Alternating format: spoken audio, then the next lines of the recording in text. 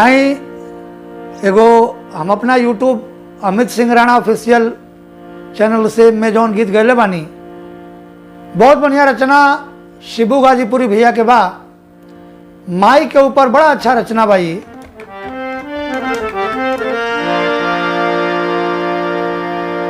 अचरा के छाह पाके जियरा जुड़ा गइल बा।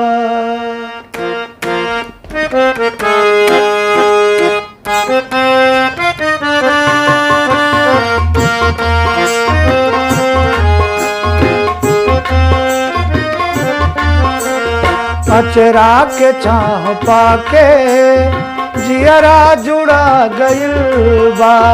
अचरा के छाह पाके जियरा जुड़ा गइल बा। माई के नेह पवते अखिया लोरा गइल बा। अचरा के छाह पाके जियरा जुड़ा गइल बा। अचरा के छाह पाके जियरा जुड़ा गइल बा।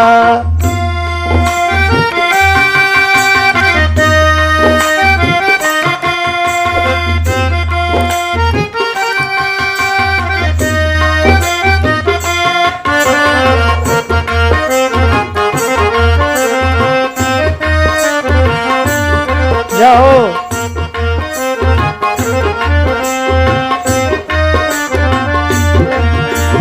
कपड़ा पहात धई के हमके संवार दिहलू।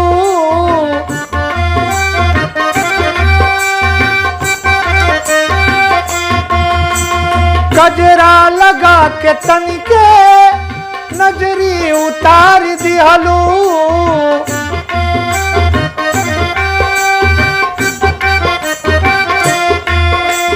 कपड़ा पहात धई के हमके संवार दिहलू।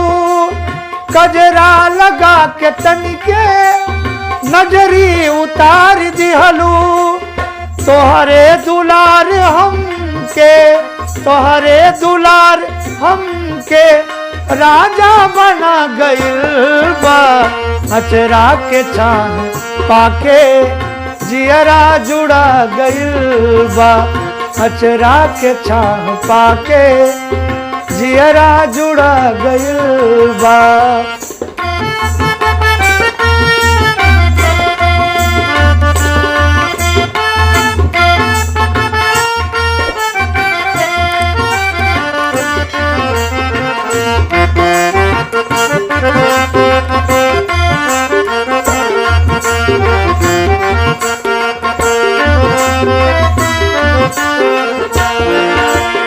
गीतिया सुना सुना के दूध भात तू खियावलू।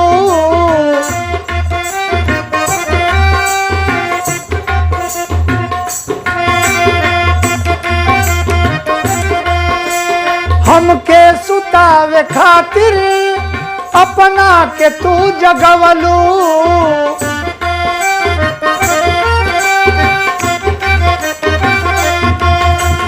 गीतिया सुना सुना के दूध भात तू खियावलू।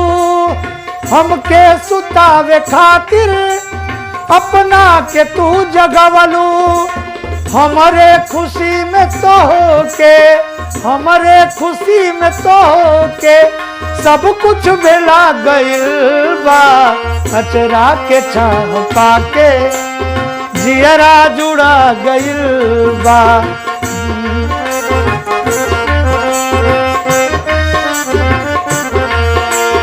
भगवान माई बन के, भगवान माई बन के धरती पया गइल बा। अचरा के छाह पाके जियरा जुड़ा गइल बा। माई का नेह पवते अखिया लोरा गइल बा। अखिया लोरा गइल बा। अखिया लोरा गइल